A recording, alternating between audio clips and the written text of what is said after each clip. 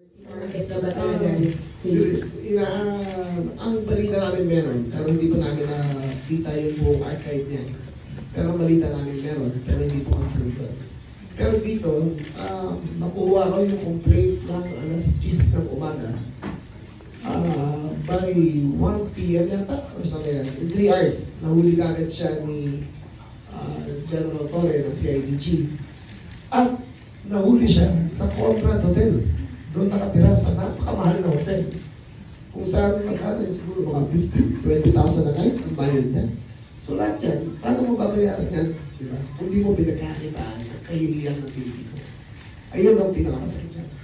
Constructed inappropriate acts, including attempting to kiss and grab the security guard, trying to seize his service firearm, taking videos of him without consent, backing other security guards, and blocking a permit without a permit in BGC.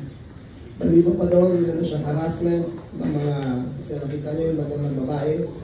Meron pa isang resort sa Boracay na habang nagtuturo ng windsurfing ng isang instructor, ay pinagtawanan niya at pinagmumura niya pagkatapos para lang ipahiya sa sariling bayan.